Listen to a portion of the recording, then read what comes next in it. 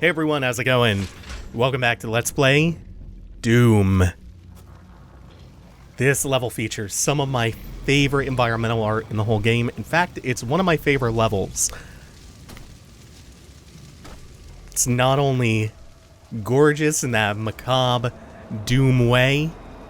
Oh, it's really, really good looking. It's so metal. Like the whole level is a metal album cover. It's going to provide us plenty of opportunities to get the mastery upgrade for the super shotgun. Like right here. And then we'll just pick him off. We carried our... By the way, I should backtrack. My thought here. This is where we end... This is Kadingir Sanctum, where we end up when Olivia Pierce last time. Gonna corral these when she opened the portal to hell. This is Kadingir Sanctum. And we're going to try to be a little bit less cavalier with the Mega Health and the Mega Armor that we managed to carry with us from the last level into this one. Our normal health maxes out at 100, and our normal armor maxes out at 50 until we get some of the capacity upgrades for those. So being at 100 over 200 here is quite strong for some of these fights that'll be coming up. There's a really hectic one about midway through the level. And then there's probably the most intense one of the game up until this point at the very end of the level. So we're going to be less cavalier with some of the risks we take and some of the hits we allow our... Oh god, that's so cool! Some of the hits we allow ourselves to take just so we can carry as much of that, especially the health, as possible into that fight. Right away, they are not playing around. We have plenty of Mancubi. And let's do this real quick. We're going to go into the remote detonation. There's that jagged shrapnel upgrade that I was told about. We'll swap our weapon mods over to the remote detonation. Let's just kind of see how that goes. We right-click to detonate it in midair. It's really strong. Really, really good. We did hit him with, I think, a burst of rockets to start with. Still not bad. Yeah, Joy has been replaying on Ultra Nightmare.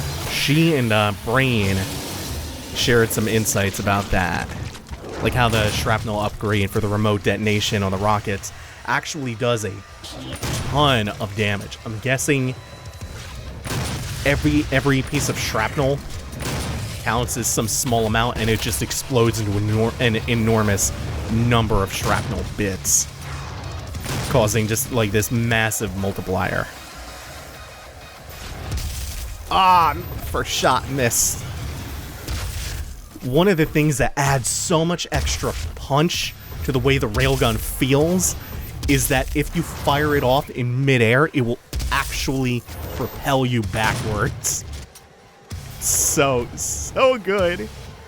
It is the goddamn best. It also shares ammo with the plasma rifle. Oh, Joy also mentioned that the Jesus Loves You Easter egg has to be listened to on a mono audio channel. Also mentioned that the burst fire for the regular shotgun that I was wondering about is useless because it consumes ammo for every shot, which is just a burst of a couple of shots, consumes ammo for every one. And the overall damage from using the burst fire is still less than a single grenade from the underbarrel mod. So it's effectively useless. And here we get the yellow skull that corresponds with that yellow door that we saw on the way here with the big metal skull carved above it. So we're going to backtrack to that.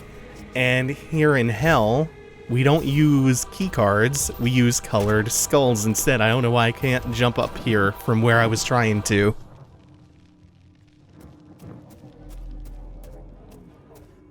And I think through this door, we are going to get one of the reasons why I love Kadingir Sanctum so much.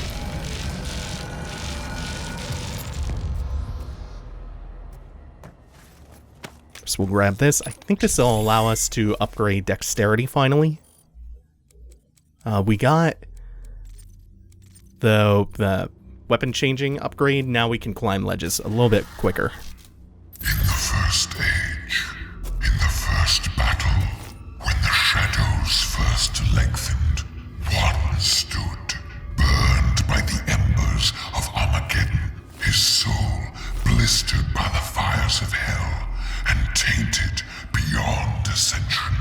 He chose the path of perpetual torment. In his ravenous hatred, he found no peace, and with boiling blood, he scoured the umbral plains, seeking vengeance against the Dark Lords who had wronged him. He wore the crown of the Night Sentinels, and those that tasted the bite of his sword named him the Doom Slayer. Everything about that's the best.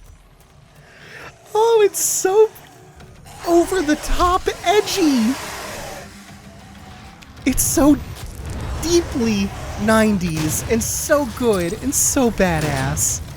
It's just this Satan voice, this Dr. Claw voice, talking about how fucking scary the Doomslayer is.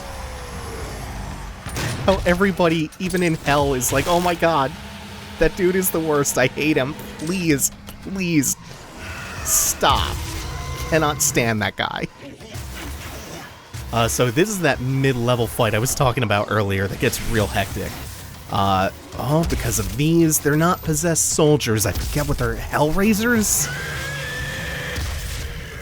Yeah, the lasers are the Hellraisers. You have multiple summoners joining in on this fight. You have a lot of Hell Knights in this fight. It's mainly all the summoners that are problematic here. Come on!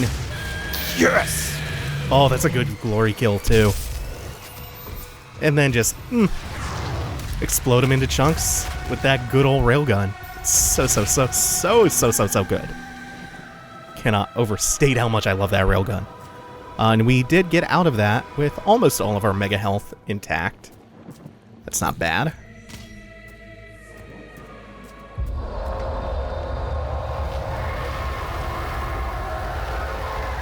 So I mentioned that this shares ammo with the plasma gun. I should mention some of the weapons that were cut out of the game that I learned about from the art book. Because there was another variant of the railgun that was planned. And it was called the Arc Cannon. The Arc Cannon! And it was kind of a sleeker looking gun, kind of, it had more of a shotgun aesthetic. There was one called the Vortex Rifle. You can see all these in the art book if you care to look them up. I'm sure they're also online. There was one that looked like a 50 caliber sniper rifle that I guess doesn't really fit Doom's gameplay all that well. Although there is a tactical scope module for the heavy assault rifle and the precision bolt for the railgun. So maybe it's more about they found that the bolt rifle overlapped with those mods and was redundant more than it wouldn't fit the style of Doom. Either way, it was... Oh yeah, I did say what it was. It was the bolt rifle. There were quite a few guns that were either reworked or cut. And I'm very excited to see more of what Doom Eternal's arsenal is going to be like. But now, we have the return of a Doom 1 favorite, the Cacodemons. And we have a lot of Cacodemons in here. We have a bunch of Revenants flying around. Quad damage will make short work of a bunch of those. And we'll also have some more Mancubi. Oh, hello. Also, we still have the armor, so it's not digging further into the mega health. Still protecting that health total for the end of the level. Because we'll get another... Actually, we'll get 2 more new enemies by the end of this. One of them is going to pose a substantial threat, especially when they come at you in groups of, like, 2 or 3. Cacodemons, though, they have 2 weak points. Either that green eye, the very obvious green eye in the center of their mass, or if you get underneath them, you can also shoot them. Otherwise, they will just spam those purple-blue projectiles. Just fun. I love the big, chunky enemies. Always my favorites. Revenants. Yeah. Good. Oh, I landed right as the rocket did, too. Didn't plan that out well. I think that's the end of that fight. I still think that's a little bit less difficult, even though it has all of these advanced enemies. It's a little less tight than the one with the 2 summoners that we did right before this. Man, summoners are super dangerous. So the Cacodemons were originally like this puke color, and they were redesigned and recolored so they would better resemble the Doom 1 sprites. Even though the Cacodemons from Doom 2 and each subsequent iteration really started to appear slightly different from the Doom 1 originals anyway. And here we have... Yes, this is the one! Such a good trial. This is my favorite one in the game. So the gimmick to this one is that you can only move for 4 seconds after you kill an imp with a super shoddy, and it's the slow reloading one too. Damn it. I didn't... the spread makes it a little challenging too, because the spread on the super shotgun is really, really wide. So you really have to get point blank and make sure that enough of the pellets hit them in the head. You're aiming for a one-hit kill on every single one. Every single kill resets that bar in the bottom center. And while that is draining, you're moving incrementally more slowly. And once it's completely drained, you don't move anymore at all. And the whole goal was to keep killing and moving, killing to move, to get to that altar.